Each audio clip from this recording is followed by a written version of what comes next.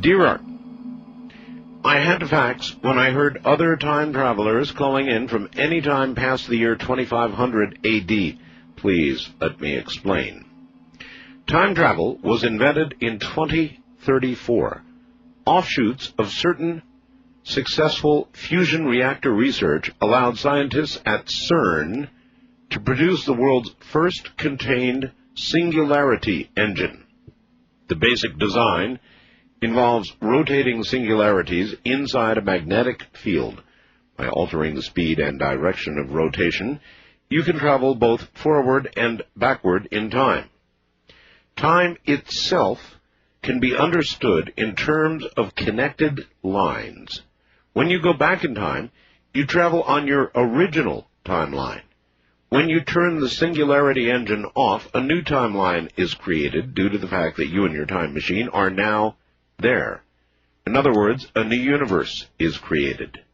To get back to your original line, you must travel a split second farther back and immediately throw the engine into forward without turning it off.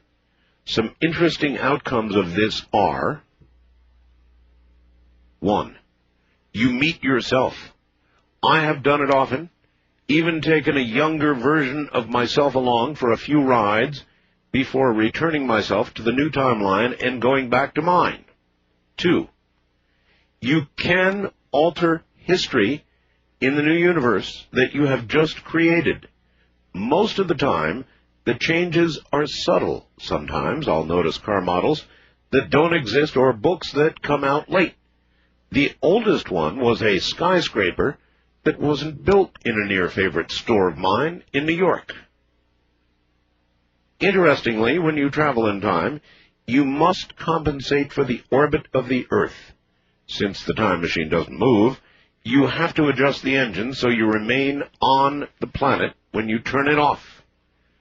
Unfortunately, it was also discovered that anyone going forward in time from my 2036 hit a brick wall in the year 2564.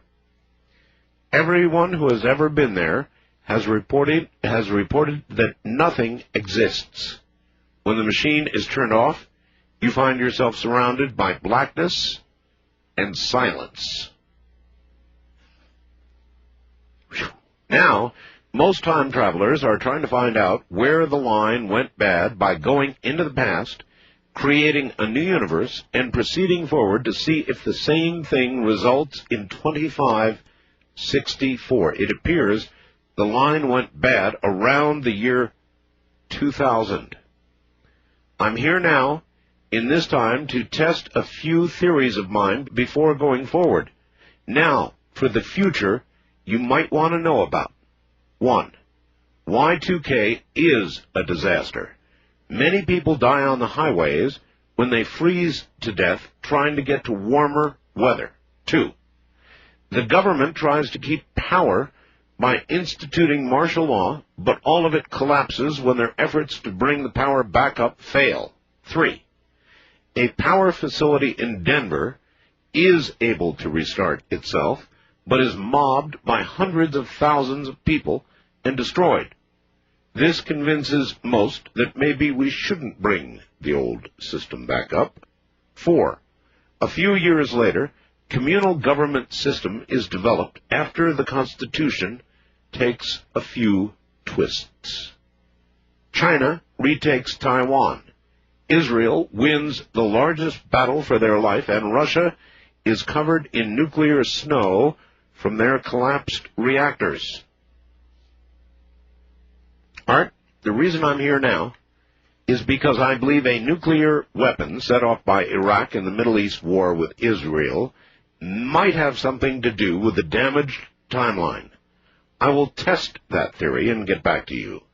Please pray that we discover the reason why there is no apparent future after 2564. So I couldn't resist. I thought that was quite a good fax. There you have it.